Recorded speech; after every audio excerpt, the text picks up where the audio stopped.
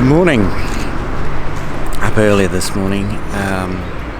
Sun hasn't come up yet. It's about to come up. We're going down to Cala Reona, which is it's about a half-hour drive from here. It's a place that I went last year. I did a video from there, and there was some effluent in the sea. So going back there today. Hopefully it'll be a bit cleaner today. Anyway, better get on the road.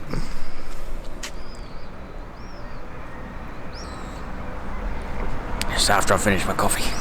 In my previous video shooting at Cala Reona here in Murcia, Spain, I spoke about how one of my favourite swimming spots in this region had been spoiled by work being carried out on some sort of drainage pipe that was spilling something unpleasant into the sea. The beach wasn't actually closed to swimmers. All they had done was put up a sign asking swimmers not to swim where they'd put buoys up around the pipe spilling whatever it was into the cove. Prior to that, I'd been on many swims at this beach, which had always been full of fish and sea life. It gets deep quite quickly, and this, combined with some rocks and underwater vegetation, means that it's often got clear water for taking photos. However, on my last underwater photo session here, we discovered the pipework and found that many of the photos were spoilt by this underwater shimmer getting between myself and my subject.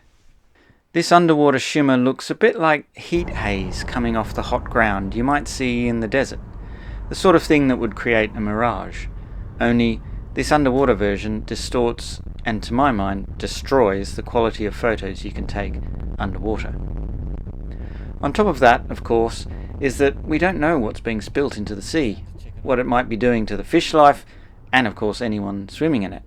I was hoping on this trip, almost a year after my last visit, the pipework would be finished and the water clean again.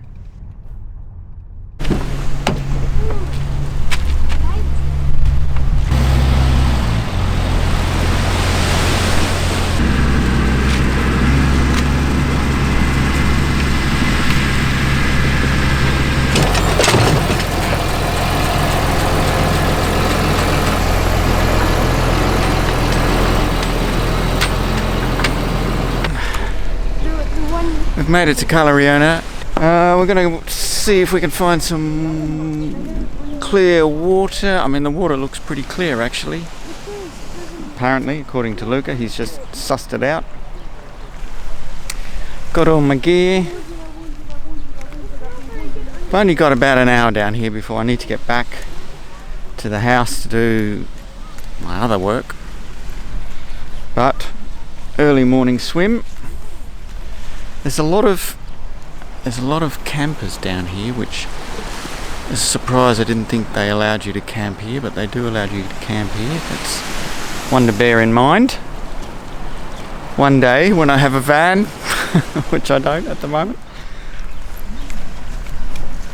Right, let's do this. There's a lot of people fishing on the rocks over there, so we need to avoid that. Otherwise we're going to get caught up in the lines. There's not a lot of light hitting the water. But we'll give it a go anyway. I love the way those guys are on the beach and the tractor's just driven around them.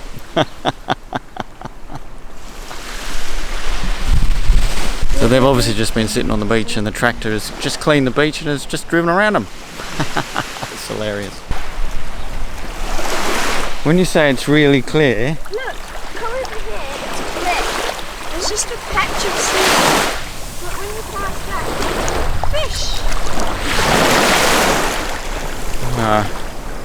fish! Maybe the water isn't as clear as we thought. It is! Come on! It's certainly warm. Miles already beaten me to the water.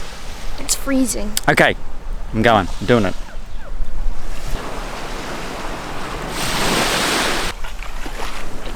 We've bought this full face thing. Huh? You can't see, breathe, hear, whatever. Very quickly resorted to the original tried and tested mask and snorkel rather than the newfangled full face design. It makes you feel really claustrophobic. I can't stand it. I tried it for about a minute. and it was horrible. That's my summary of those full mask scenarios. Okay, got all the gear, it's all ready to go. Here's one I prepared earlier. What I've started doing is coming down to the beach with the camera already in the camera housing, all set up, ready to go, so when I get to the beach I don't need to faff around in the wind and the sand and everything else. It's all, I just take it out of the case, take it out of the neoprene case and get straight in the water. Much easier! Although I do have the luxury of being able to do that because I've got a second camera body now to take photos above the water, which I also like to do while I'm out and about taking photos. Never miss an opportunity to take some photos.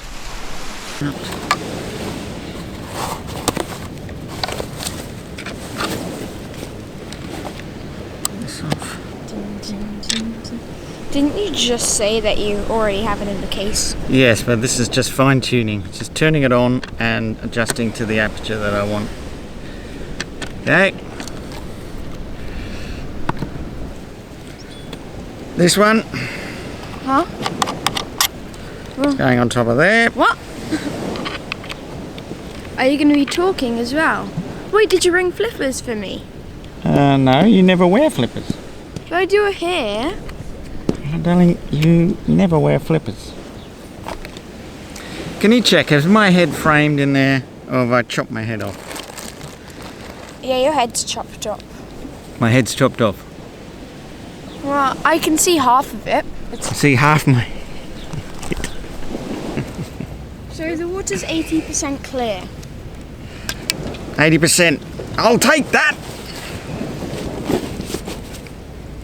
Right, this guy has to go into the bag.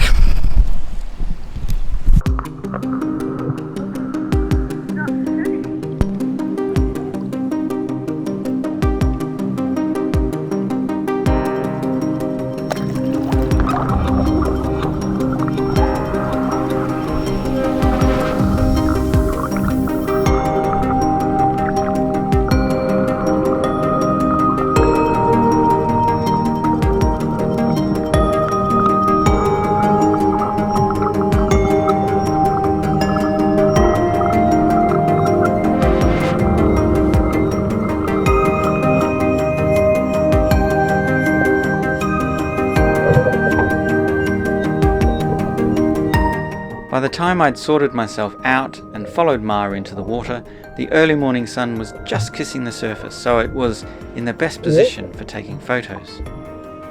It had been a few calm days and the weather was fine. There were very few people on the beach given how early in the morning it was. Therefore you'd think that the conditions would be perfect for making some photos with good light, good visibility and a clean backdrop.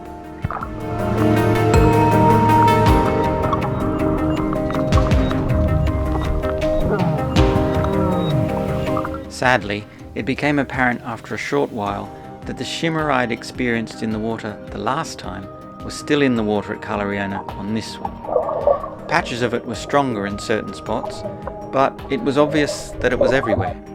I tried to find cleaner water to avoid it, but there was really no escaping from it.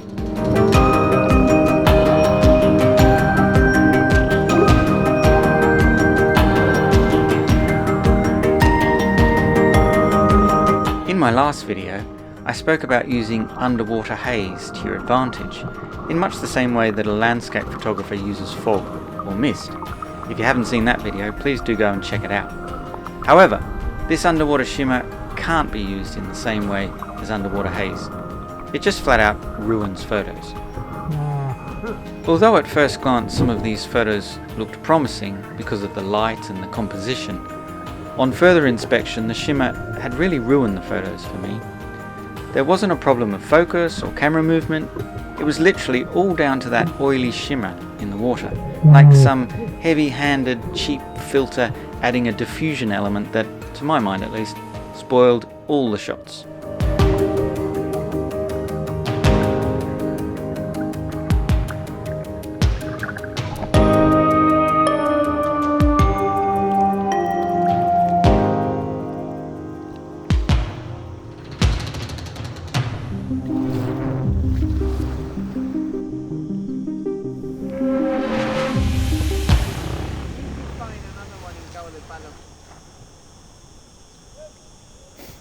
still full of shit.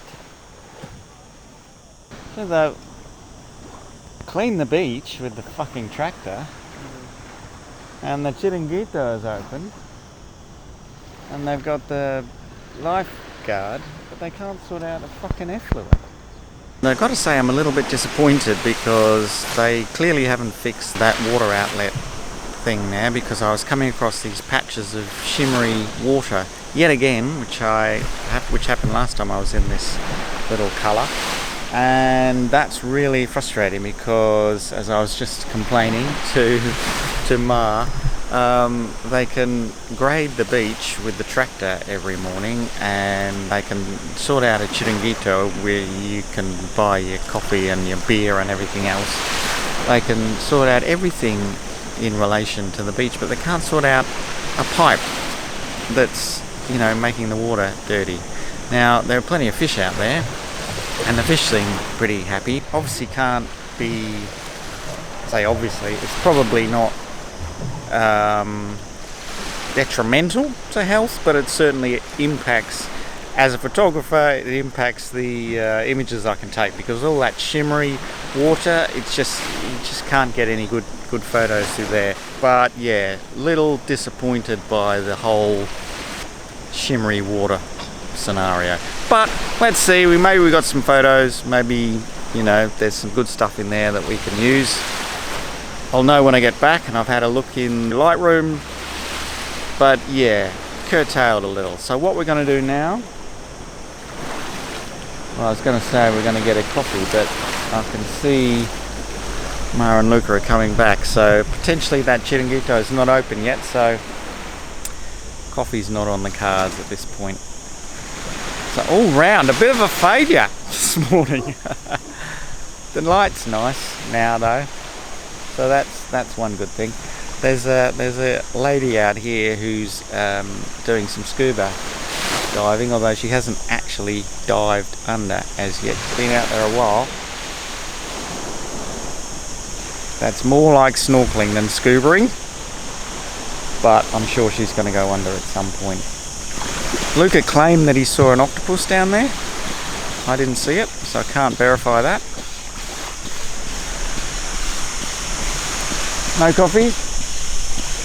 Eva, they don't have a coffee machine. They don't have a coffee machine. This is Spain. I don't understand that. Crazy. Anyway, a morning of disappointments. There were some photos I made on this outing that I appreciated for a sort of ethereal, otherworldly quality, but not in a way that was intentional, as most of my photography is. And although these images look quite interesting and arresting in a social media context, they wouldn't be images I'd choose to enlarge and print, as the water shimmer would be too distracting to me at a larger size.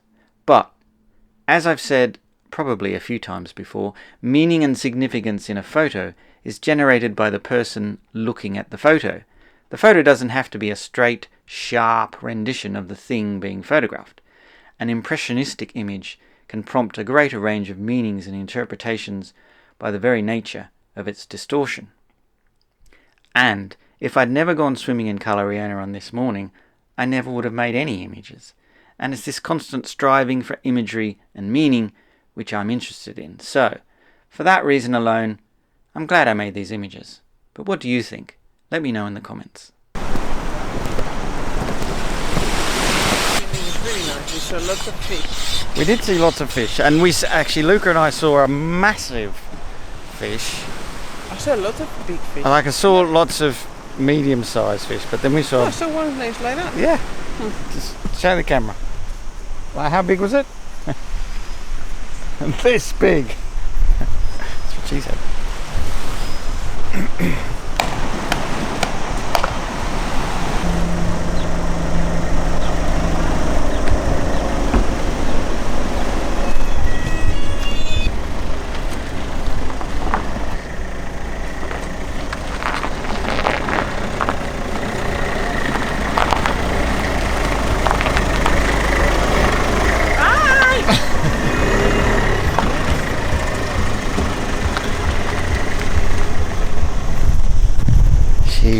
go without me. You crackers. Merci.